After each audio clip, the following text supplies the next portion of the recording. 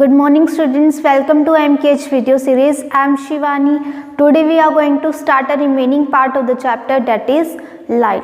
In the previous lecture we are discussing about the various ray diagram of the convex mirror and the concave mirror, and also we are discussed about the sign convention rules.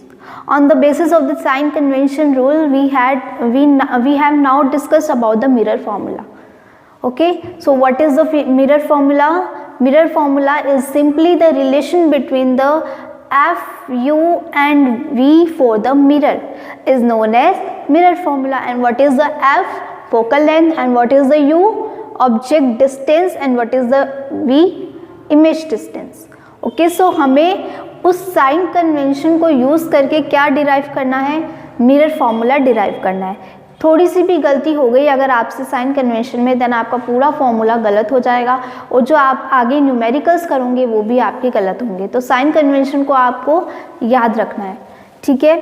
सो ये आपका mirror formula है. 1/f is equal to 1/v plus 1/u. कभी कभार exam में आपसे इसकी derivation पूछ लेता है कि डिराइव करो मिरर फॉर्मूला को. सो आप कैसे करोगे? सबसे पहले तो आपको ये फॉर्मूला याद होना चाहिए कि मिरर फॉर्मूला होता क्या है, उसके बाद आप डेरिवेशन पे आओगे, ठीक है. सो डेरिवेशन आपका क्या है? यहाँ पर मैंने कौन सा इमेज डायग्राम बनाया? अच्छा बताओ, मैंने यहाँ कौन सा इमेज डायग्राम बनाया? कॉनकेव मिरर का बनाया है, ठीक है. और कौन सी सिचुएशन बनाई है इसमें मैंने?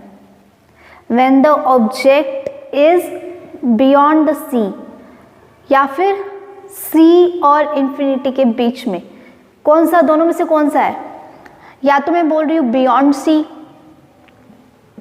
या in between C and infinity. इन दोनों में से कौन सा है? इन दोनों में से ये वाला है. क्योंकि अगर बियॉन्ड सी होता है यानी कि इन्फिनिटी होता तो मैं उसको डॉट डॉट डॉट डॉट करके रिप्रेजेंट करती. बट यहाँ मैंने ऑब्जेक्ट भी बताया है और इमेज भी बताया है, आपको दोनों बताया है. सो यानी कि ये कौन सा रिलेशन हो गया? कौन सा केस है ये? In between C and infinity. So ये पूरा रे डायग्राम मैंने बना लिया उस तरीके से. वही इंसिडेंट रे पैरेलल आएगी प्रिंसिपल एक्सिस के, then it passes from the focus, and then the incident ray parallel to the principal axis passes from the focus. ठीक है, ये मैंने रे डायग्राम बना दिया. यहाँ पर इसकी इमेज बनेगी. अब इमेज के साइज से हमें कोई लेना देना नहीं है, हमें तो डिस्टेंस से लेना देना है, क्योंकि मिरर फॉर्मूला में क्या यूज हो रही है? Distance and the focal length.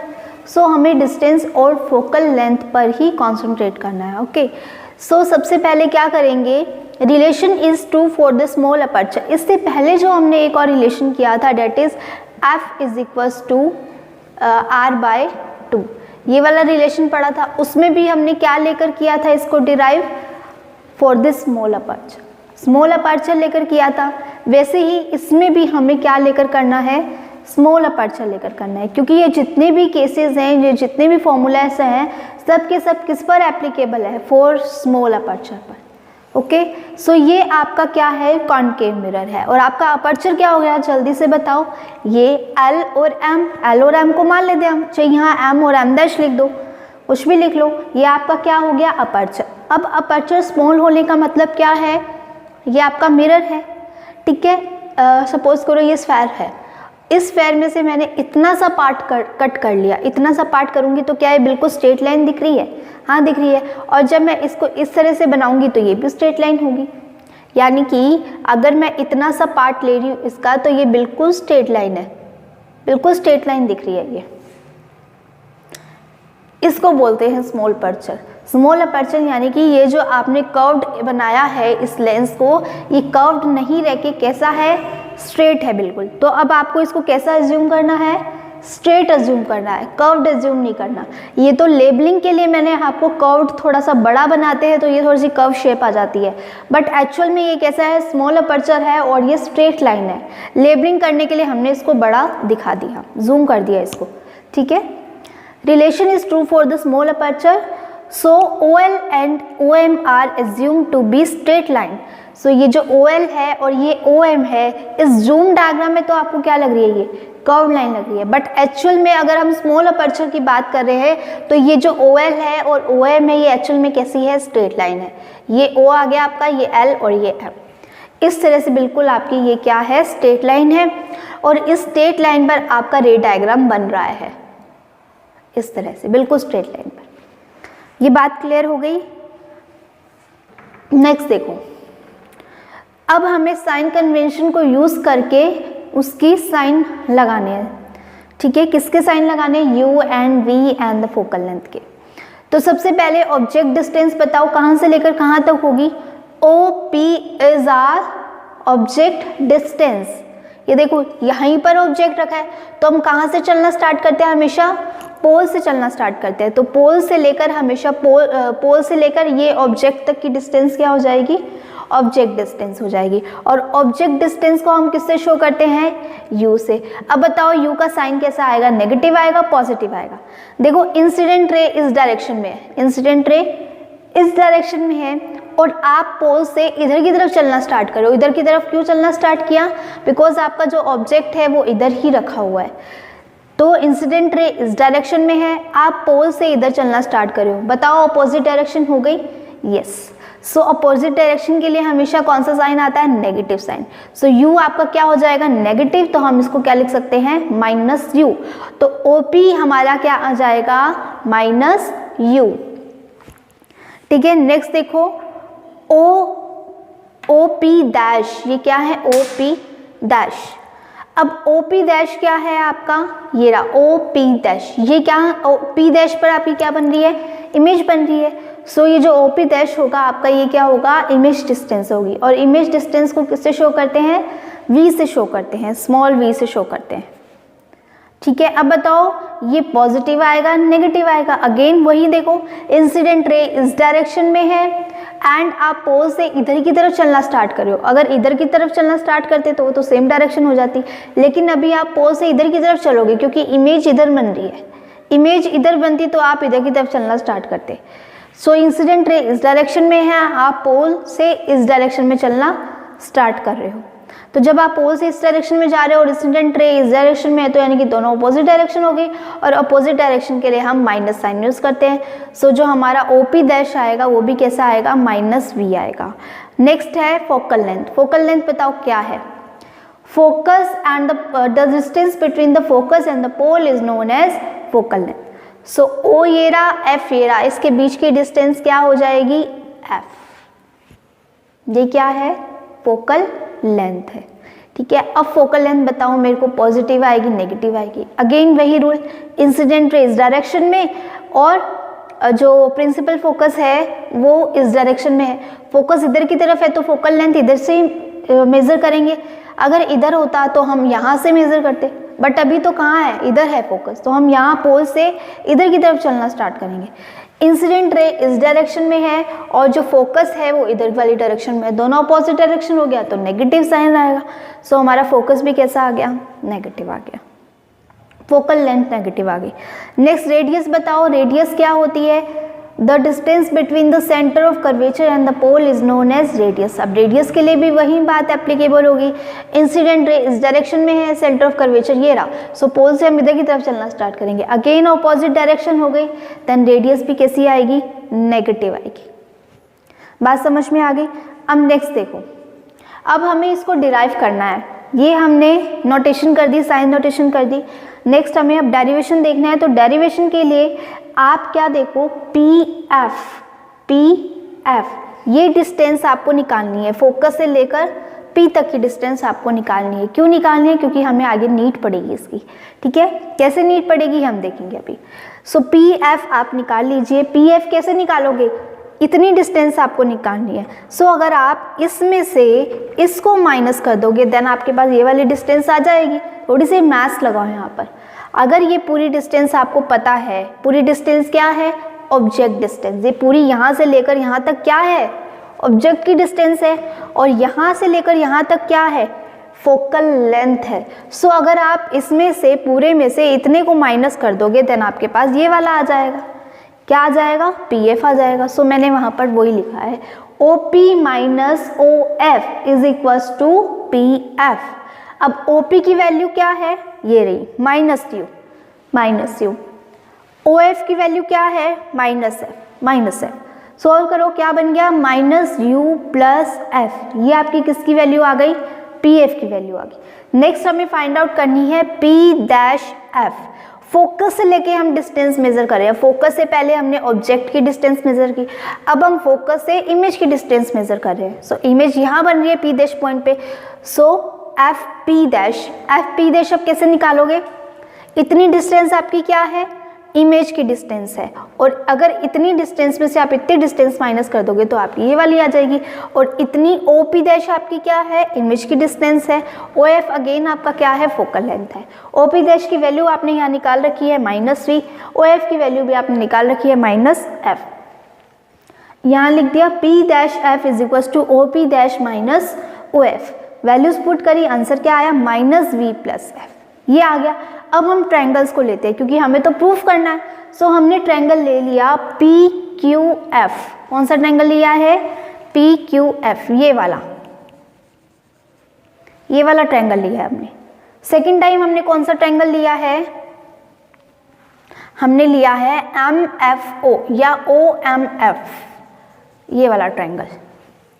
ध्यान से देखो, बताओ क्या ये कॉन्ग्रुएंट प्रूफ हो जाएंगे? क्या सिमिलर प्रूफ हो जाएंगे? क्या यस हो जाएंगे। कैसे हो जाएंगे? ये वाला एंगल और ये वाला एंगल इक्वल हो जाएंगे, ठीक है। एंगल 1, इसको हमने नाम दे दिया angle 1 is equal to angle 1, तो ये दोनों इक्वल हो जाएंगे क्योंकि दोनों एक दूसरे के सामने हैं। Next angle 2 is equal to angle 3, ये दोनों भी इक्वल हो जाएंगे। क्यों? 90 डिग्री। अब आपको ये तो बड़े अच्छे से दिख रहा है कि ये जो है प्रिंसिपल एक्सिस के साथ 90 डिग्री का एंगल बना रहा है। कौन बना रहा है? ऑब्जेक्ट। लेकिन आपको ये नहीं दिख रहा होगा कि ये वाला भी प्रिंसिपल एक्सिस के साथ 90 डिग्री का एंगल बना रहा है। क्यों नहीं दिख रहा? क्योंकि आपको ये लाइन कर्व दिख रही है, इस तरह से दिख रही है आपको लाइन। अब आप बोलोगे कि मैम इस पे कैसे 90 डिग्री का आ जाएगा? ये तो कर्व है। 90 डिग्री तो हमेशा स्ट्रेट लाइन पर बनता है। सो अभी थोड़ी देर पहले हमने बोला था कि this mirror is considered as a small aperture, और स्मॉल अपर्चर को हम क्या कंसिडर करते हैं? Straight line. सो हमने बोला था OL and OM are the straight line. So ये कर्व नहीं होके कैसी है? स्ट्रेट लाइन है, और स्ट्रेट लाइन पर हमेशा कौन सा एंगल बनता है? 90 डिग्री एंगल बनता है। सो यहाँ पर ये देखो लिखा भी हुआ है OL and OM are assume to be straight line. So अब आपको पता चला क्यों हमने यहाँ इसको स्मॉल अपर्चर बोला था, क्योंकि हमें इसको सिमिलर प्रूफ करना था, ट्रायंगल्स को सिमिलर प्रूफ करना था, और ट्रायंगल सिमिलर प्रूफ होंगे तभी तो हमारा ये रिलेशन आएगा, ठीक है। सो वहाँ पर वही लाइन लिखी हुई है, angle 1 is equal to angle 2, angle 2 is equal to angle 3 because of the 90 degree. Bracket में यहाँ लिख लो because of small aperture, small aperture, ठीक है। अब नेक्स्ट ये क्या हो गए? बाय ए एंगल रूल से ये सिमिलर प्रूफ हो गए। एंगल रूल से क्या प्रूफ हो गए? ये सिमिलर प्रूफ हो गए। अब आपको पता है कोई दो ट्रायंगल अगर सिमिलर होते हैं तो उनकी जो साइड्स होती है उनका रेशियो भी इक्वल होता है। उन दोनों ट्रायंगल की साइड्स का जो रेशियो होता है वो इक्वल होता है। सो यहाँ पर हम लिख सकते हैं, इस वाले ट्रायंगल के लिए हम क्या लिखेंगे? पी क्यू, ये वाला पी क्यू, और ये पी एफ, ये वाला P F. P Q upon में पी एफ, पी क्यू और पी एफ का रेशो इक्वल होगा किसके? हमने ये वाला ट्रायंगल लिया था, इसकी हम ओ एम ले लेते हैं और ओ एफ ले लेते हैं। जैसे हमने ये वाला लिया था ना पी क्यू, वैसे हमने इसकी ओ एम ले ली, ठीक है। ये दोनों इक्वल हो जाएंगे। जैसे हमने इसका पी एफ लिया था वैसे हमने इसका क्या ले लिया? ओ एफ ले लिया। सो पी क्यू अपॉन में P F is equal to O M upon में ओ एफ। पी क्यू के कॉरस्पॉन्डिंग हम ओ एम ही लिखेंगे, ठीक है। ये वाला इसके कॉरस्पॉन्डिंग, पी एफ के कॉरस्पॉन्डिंग को। ये बात समझ में आ गई सबको? देन अब आपको क्या करना है? अब आपको इजीली यहाँ दिख रहा होगा ये जो ओ एम है, अब ये कर्व नहीं होगी, कैसी है? स्ट्रेट लाइन है। और अगर ये स्ट्रेट लाइन है तो ऑब्वियस सी बात है कि जहाँ पर ये रे मीट्स कर रही है वो इस अपर्चर के बिल्कुल सेम टू सेम आएगी। यानी कि जितनी लेंथ ओ एम की है उतनी ही लेंथ किसकी है? ये पी डैश क्यू डैश की। सो यहाँ ओ एम के कॉरस्पॉन्डिंग हमने क्या लिख दिया? P dash Q dash. क्यों? Because O M is equal to P dash Q dash, ठीक है। अगेन ये रीजन आ जाएगा स्मॉल अपर्चर। सो अब हमें क्या करना है? इस P Q, P dash Q dash को नीचे ले आओ, इस पी एफ को उधर ले जाओ। ये रिलेशन आ गया। अब देखो क्या इन दोनों की वैल्यू आपके पास दे रखी है क्या? हमें जिसकी वैल्यू चाहिए थी हमने वो ले आए एक साइड में, और जिसकी वैल्यू नहीं दे रखी उसको एक साइड में ले गए। इन दोनों की वैल्यू नहीं पता हमें, तो इसको हमने एक तरफ लिख लिया। इन दोनों की वैल्यू पता है इसलिए हमने इनको एक तरफ लिख लिया। सो पीएफ की वैल्यू क्या है, यहाँ ढूंढो पीएफ कहाँ है, ये रहा पीएफ। क्या वैल्यू है, -u + f, -u + f। Of की वैल्यू क्या है ढूंढो, ये रहा -f। इसको नाम दे दिया इक्वेशन नंबर फर्स्ट। ऐसे ही सेम टू सेम अगले वाले के लिए करना है। अब हम ट्रायंगल कौन सा लेंगे, अब हम लेंगे, पहले तो हमने ऑब्जेक्ट वाला ट्रायंगल लिया था, ये ऑब्जेक्ट के साथ वाला ट्रायंगल लिया था। अब हम इमेज के साथ वाला ट्रायंगल लेंगे। इमेज के साथ वाला ट्रायंगल कौन सा है, Q', P', F, ये वाला ट्रायंगल। एंड इसके कॉरस्पॉन्डिंग कौन सा ट्रायंगल है, ये वाला OLF, ये वाला। सो अगेन एंगल रूल से ये दोनों ट्रायंगल सिमिलर प्रूव हो जाएंगे। कैसे, ये वाले एंगल, ये दोनों एंगल इक्वल हो जाएंगे, और ये 90 डिग्री का और ये वाला भी 90 डिग्री का, क्योंकि ये OL है, ये एक स्ट्रेट लाइन है। सो मैंने यहाँ लिखा नहीं है और आपको नीड भी नहीं है लिखने की। आप डायरेक्टली ये लिख सकते हो कि triangle P', Q', F and triangle OLF are the similar by the angle. ठीक है, so their corresponding sides are equal. हम क्या लिख सकते हैं, इस OL को, ये वाली जो OL वाली लाइन है और ये OF वाली लाइन है, इनका रेशियो इक्वल होगा किसके, इस P', Q' के और P', F के। ये मैंने यहाँ लिख दिया। अब देखो ये वाला जो P', Q' है, ये वाला जो OL है वो किसके इक्वल है, PQ के। जैसे हमने यहाँ इस वाले में क्या लिखा था, हमने OM को किसके इक्वल लिखा था, इस P', Q' के। वैसे ही हम इस OL को किसके इक्वल लिख सकते हैं, इस OL को हम इस PQ के इक्वल लिख सकते हैं। पहले हमने क्या लिखा था, ये वाला OM था, इसको हमने P', Q' के इक्वल लिख दिया। अब हम क्या कर रहे हैं, इस वाले OL को इस वाले PQ के इक्वल लिख रहे हैं, क्योंकि हमें ये चाहिए, हमें ये बनाना है। ये बनाने के लिए हम ये सब कर रहे हैं। ठीक है, तो ये यहाँ मैंने पुट कर दिया इसको PQ, ये रहा, रीजन लिखा हुआ है ब्रैकेट पे। देन आपको क्या करना है, वही काम जो ये वाली फॉर्म जो बन रही है वही सेम फॉर्म यहाँ बना रही है। PQ अपॉन में P', Q', OF इधर जाएगा, P', F, मतलब रीअरेंजिंग कर लोगे आप, अपने आप कर सकते हो। नेक्स्ट इन सब की वैल्यू रखोगे तो ये आ जाएगी, जैसे हमने यहाँ वैल्यू रखी, OF की वैल्यू क्या है, -f, P', की वैल्यू क्या है, -v + f। Equation number 2। अब देखो फ्रॉम इक्वेशन 1 एंड 2 ये दोनों इक्वल हो गए। जब ये दोनों, ये साइड और ये वाली साइड इक्वल है तो ये वाली साइड भी इक्वल हो जाएगी। सो हमने यहाँ ये लिखा है। अब इसको रीअरेंज कर लो, क्रॉस मल्टीप्लाई कर लो। क्रॉस मल्टीप्लाई करने के बाद आपके पास ये आ जाएगा। अब ये जो आपके पास आया है इनको अंदर मल्टीप्लाई कर लो। ये तो मल्टीप्लाई करने पर क्या आया है, -f², और ये क्या बना, -v + f और -u + f, -v + f और -u + f, यही बना है। अब आपको क्या करना है, इसको इसके साथ मल्टीप्लाई, इसको इसके साथ मल्टीप्लाई, फिर इसको इसके साथ मल्टीप्लाई और इसको इसके साथ मल्टीप्लाई, ये आ जाएगा जब आप इन सबको मल्टीप्लाई करोगे। मल्टीप्लाई करने के बाद ये f² इधर भी है और ये f² इधर भी है, ये क्या हो जाएगा, 0 हो जाएगा इधर आके, ये बन गया। uf को एक तरफ ले जाओ, uv को एक तरफ ले जाओ और बाकी को एक तरफ ले जाओ, डिवाइड कर दो uvf से, डिवाइड करोगे तो आपके पास ये आंसर आ जाएगा। ये सब कहानी किस लिए की है, ये ऑब्टेन करने के लिए की है।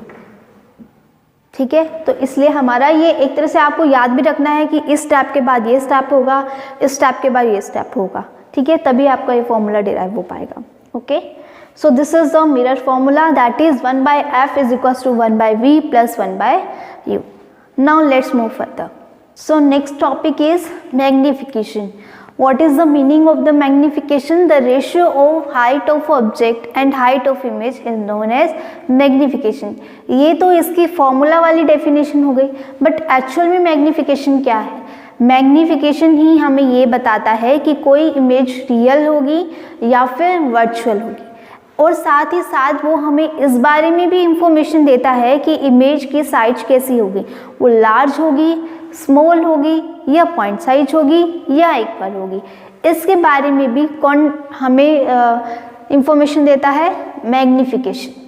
ठीक है, सो मैग्निफिकेशन का फॉर्मूला क्या हो जाएगा? h डैश अपॉन में h। h डैश का मतलब है height of image and h का मतलब है हाइट ऑफ ऑब्जेक्ट। इसके अलावा जो एक और फॉर्मूला है मैग्निफिकेशन का वो है -v/u। v यानी कि इमेज की डिस्टेंस एंड u यानी कि ऑब्जेक्ट की डिस्टेंस। अब आप बोलोगे कि ये माइनस हमने नोटेशन लगा कर किया है, साइन कन्वेंशन लगा के किया है। नहीं, ये फॉर्मूले में ही साइन है। आपकी अगर v की वैल्यू माइनस में आ रही है देन आपको माइनस लिखना है वहाँ पर, और ये वाला माइनस तो बाहर रहेगा ही रहेगा, ये तो फॉर्मूले का माइनस है।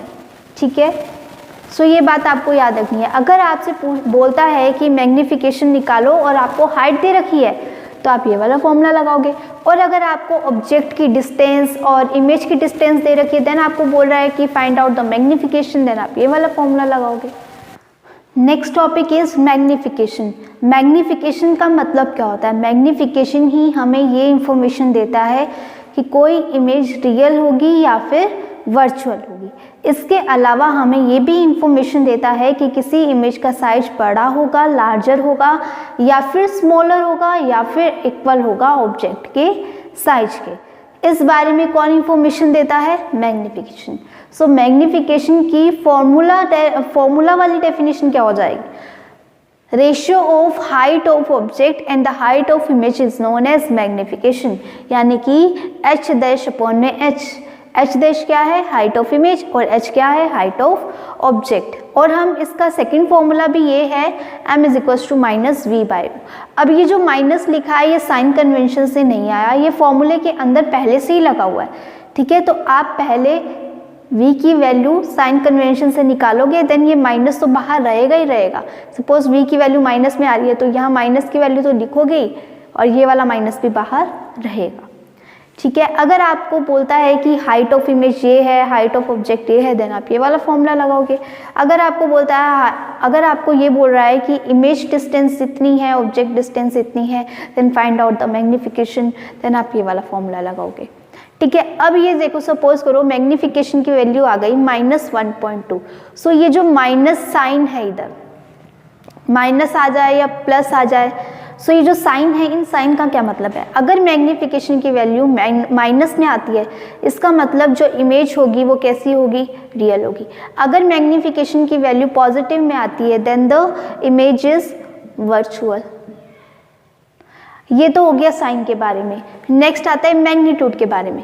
अगर मैग्निफिकेशन की जो मैग्नीट्यूड की जो वैल्यू है वो इक्वल्स है किसके? 1 के इक्वल है देन इमेज की साइज इक्वल होगी ऑब्जेक्ट की साइज के। अगर मैग्नीट्यूड की वैल्यू लेसर देन 1 है ग्रेटर देन 1 है देन इमेज जो होगी वो लार्जर होगी। अगर मैग्निफिकेशन की वैल्यू लेसर देन 1 है देन जो इमेज की साइज होगी वो स्मॉलर होगी।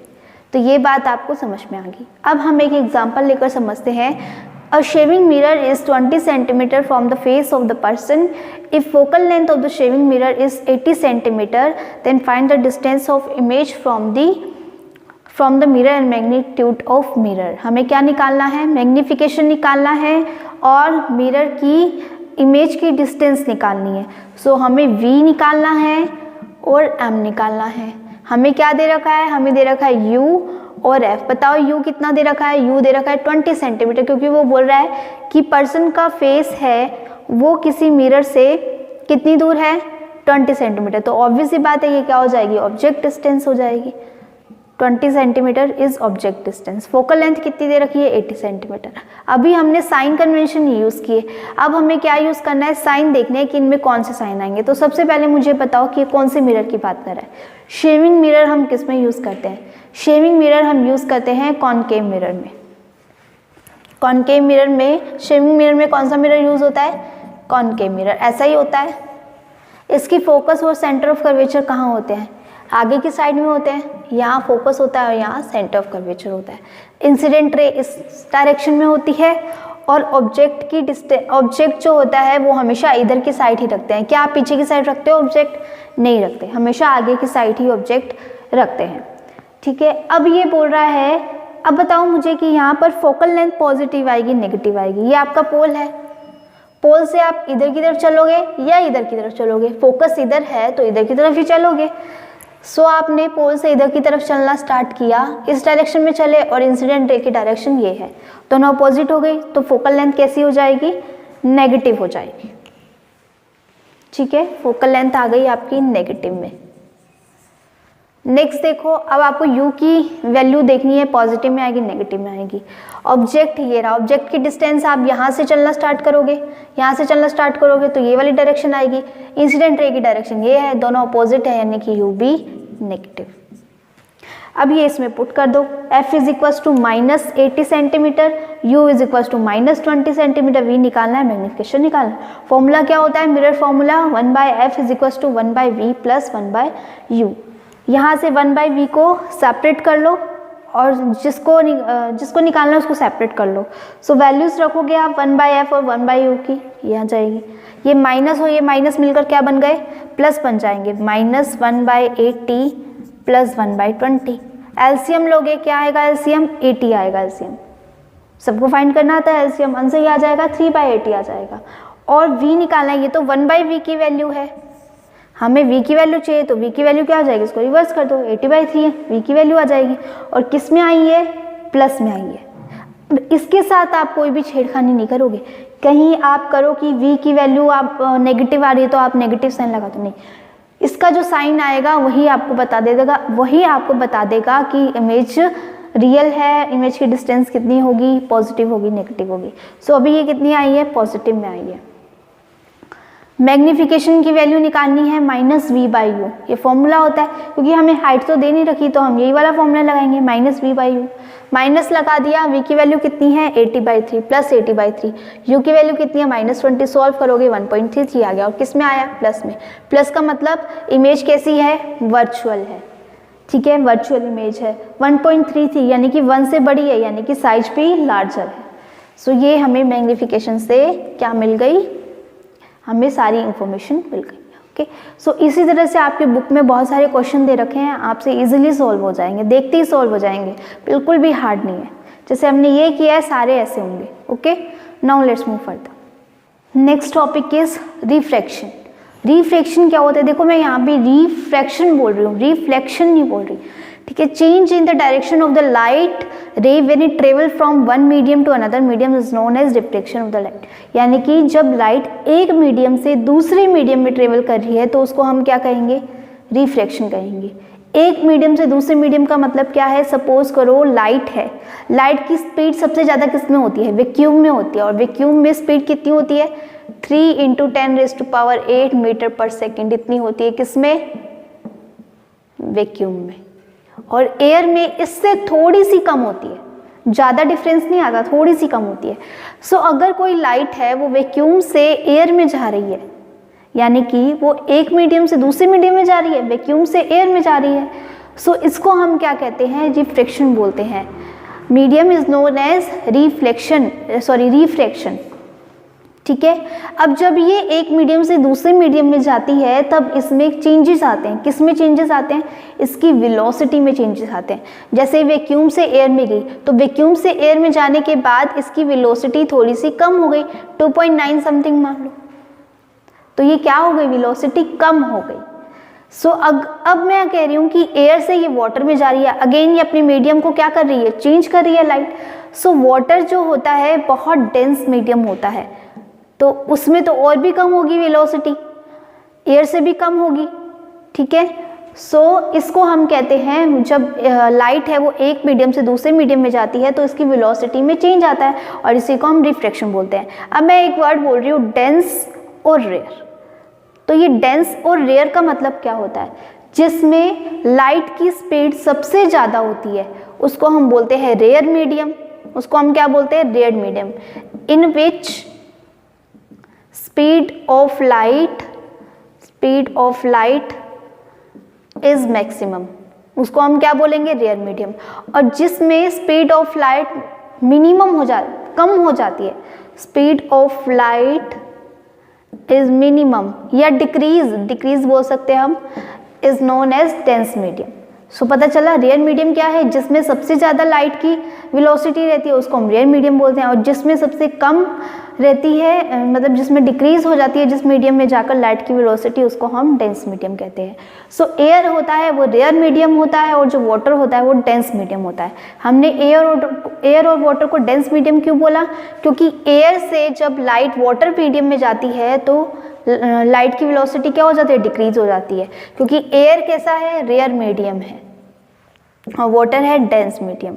जब लाइट एयर से वाटर में जाएगी तो इसकी वेलोसिटी डिक्रीज हो जाती है, और वेलोसिटी डिक्रीज होगी इसका मतलब हम ये कहेंगे कि जो वाटर है वो डेंस मीडियम है। अब ये फिक्स नहीं होता हर बार कि वाटर हमेशा ही डेंस मीडियम होगा। सपोज करो अब जो लाइट है वो वाटर से ग्लास में चली गई, सो लाइट जो है अब इसकी वेलोसिटी और भी डिक्रीज हो जाएगी। सो यानी कि अब हम वाटर को रेयर मीडियम कहेंगे और ग्लास को डेंस मीडियम कहेंगे। सो देखो जो वाटर है वो डेंस मीडियम का भी बिहेव कर रहा है और रेयर मीडियम का भी बिहेव कर रहा है। सो ये डिपेंड करता है दो मीडियम पर।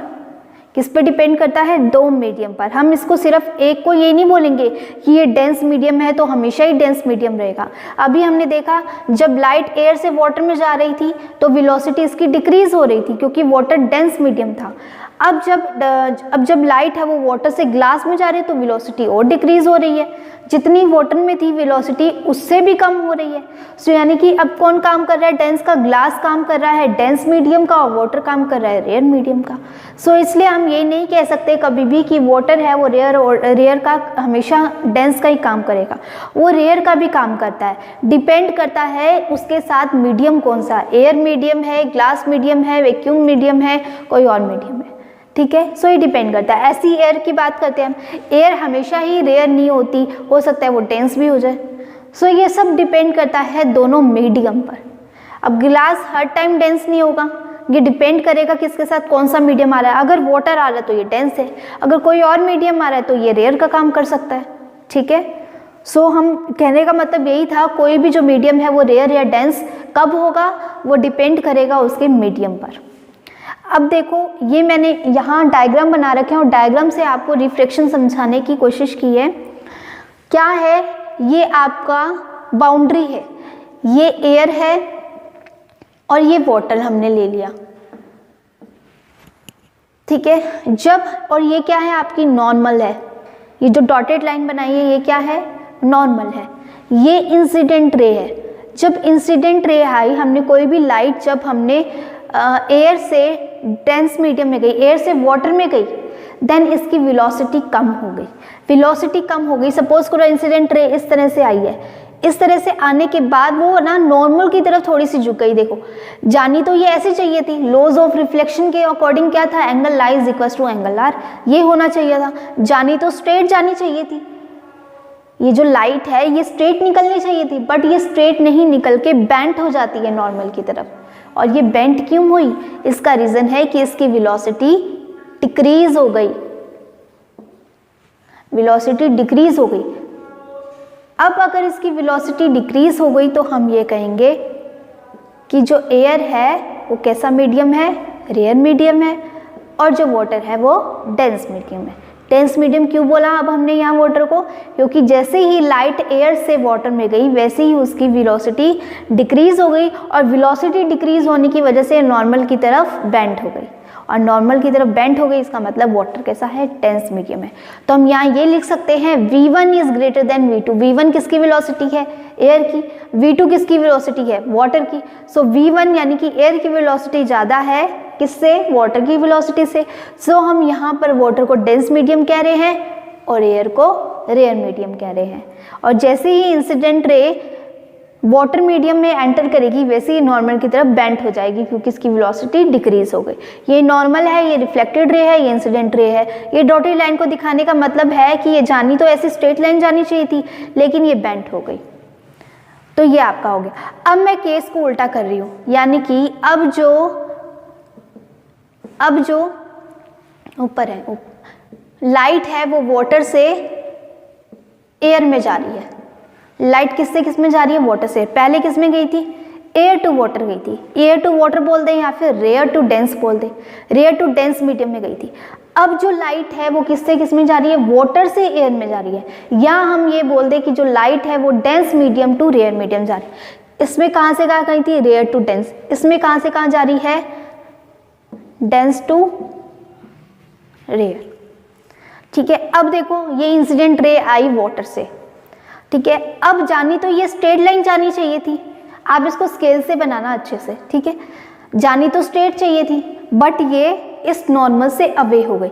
यहाँ तो देखो नॉर्मल की तरफ बेंट हो गई थी, यहाँ नॉर्मल से अवे हो गई। तो ऐसा क्यों हुआ, जैसे ही ये एयर मीडियम में एंटर करी वैसे ही इसकी वेलोसिटी इंक्रीज हो गई, क्योंकि एयर कैसा मीडियम है, रेयर मीडियम है, वाटर कैसा मीडियम है, डेंस मीडियम है, और एयर में वेलोसिटी ज़्यादा होती है एज कंपेरिजन टू वाटर। सो जैसे ही इंसिडेंट रे जब वाटर एयर में एंटर करेगी तो ये नॉर्मल से अवे हो जाएगी, क्योंकि इसकी वेलोसिटी इंक्रीज हो गई, और जब वेलोसिटी इंक्रीज हो जाती है तो ये नॉर्मल से अवे हट जाती है, अवे हो जाती है, और जब वेलोसिटी डिक्रीज होती है तो ये नॉर्मल की तरफ बेंट हो जाती है। ये बात याद रखना, जब वेलोसिटी डिक्रीज हो जाती है तो ये नॉर्मल की तरफ बेंट हो जाती है, और जब वेलोसिटी इंक्रीज हो जाती है नॉर्मल से अवे हो जाती है। सो यहाँ मैंने ये लिखा है, जब डेंस टू रेयर मीडियम में गई then away from normal, rare to dense medium में बेंट टुवर्ड नॉर्मल। रीजन क्या है, इसकी वेलोसिटी डिक्रीज हो रही है जब ये रेयर टू डेंस मीडियम में जा रही है, डेंस टू रेयर मीडियम में जा रही है देन वेलोसिटी इंक्रीज हो रही है। अगर आपसे रिफ्रैक्शन का रीजन पूछ ले देन आप क्या बोलोगे, change in velocity of light. Refraction किसकी वजह से आता है, वेलोसिटी में चेंज होने की वजह से रिफ्रैक्शन आता है। ठीक है, अब हमने लॉज ऑफ रिफ्लेक्शन पढ़े थे, क्या पढ़े थे, angle incident ray, reflection reflected ray and the normal lie in the same plane and angle i is equal to angle r, ये हमने रूल पढ़े थे। लेकिन अब इसमें हमें रूल पढ़ने हैं laws of reflection. First rule तो सेम है कि जो इंसिडेंट रे है, रिफ्रैक्टेड रे है और नॉर्मल है, तीनों एक ही प्लेन में लाई करेंगे। एक प्लेन में लाई का मतलब 2D इमेज है उनकी, एक प्लेन में लाई करेंगे। सेकंड रूल इनका क्या हो जाएगा, अब यहाँ एंगल आई तो इक्वल है ही नहीं एंगल आर के, यहाँ देखो रिफ्लेक्टेड एंगल बड़ा हो गया, एंगल आई छोटा है, यहाँ एंगल आई छोटा है और एंगल आर बड़ा है, और इस वाले केस में एंगल आर छोटा है और एंगल आई बड़ा है, सो इक्वल तो है ही नहीं है। तो ये क्या इस रूल को फॉलो करेंगे, सेकंड नंबर रूल को नहीं करेंगे। तो क्या इक्वल होंगे, उनका रेशो इक्वल होगा, साइन का रेशो इक्वल होगा। साइन क्या है, ट्रिग्नोमेट्री फंक्शन है, पढ़ा है आपने, ठीक है। स्नेल्स लॉ, जिसको हम क्या बोलते हैं, स्नेल्स लॉ बोलते हैं। स्नेल्स लॉ क्या कहता है, साइन आई अपॉन में sine r is equal to mu, mu बोल दो या फिर एन बोल दो, दोनों कांस्टेंट है, और इस कांस्टेंट का नाम क्या है, रिफ्रैक्टिव इंडेक्स। और साइन आई क्या है, एंगल ऑफ इंसिडेंस, और आर क्या है, एंगल ऑफ रिफ्रैक्टेड, रिफ्रैक्शन रे बोलेंगे हम, रिफ्लेक्शन नहीं बोलेंगे, रिफ्रैक्शन बोलेंगे, ओके। सो ये आपका स्नेल लॉ था, इसको फॉलो करेगा ये, this is the laws of reflection. अब ये स्नेल लॉ क्या होता है, रिफ्रैक्टिव इंडेक्स क्या होता है, इसको आप नेक्स्ट वीडियो में समझोगे, ठीक है। सो अभी आपको ये याद रखना है, लॉज ऑफ रिफ्लेक्शन क्या है, इंसिडेंट रे, नॉर्मल रे, रिफ्लेक्टेड रे, तीनों सेम प्लेन में लाई करते हैं। स्नेल्स लॉ भी फॉलो करते हैं, that is sine i upon में sine r is equal to mu, और एन भी लिख सकते हैं। आपकी बुक में म्यू नहीं लिखे, एन लिखा हुआ है, लेकिन कोई और बुक पढ़ोगे तो उसमें म्यू भी लिखा हुआ है, तो इसलिए मैंने यहाँ पर दोनों लिख दिए, ठीक है। So this is the reflection. Next, in the next video में आप ग्लास स्लैब के बारे में पढ़ोगे। ग्लास स्लैब में रिफ्रैक्शन कैसे होता है, एंड आपको इसके बेसिस पे एक्सपेरिमेंट भी करना है। एक्सपेरिमेंट इन द सेंस आपको मैं यहाँ करके बताऊंगी कि इस तरह से एक्सपेरिमेंट होता है, और इस एक्सपेरिमेंट को आप प्रैक्टिकली परफॉर्म करोगे इन 11th क्लास, अगर आप साइंस स्ट्रीम लेते हो तो, ठीक है। So thank you so much for watching. Have a nice day.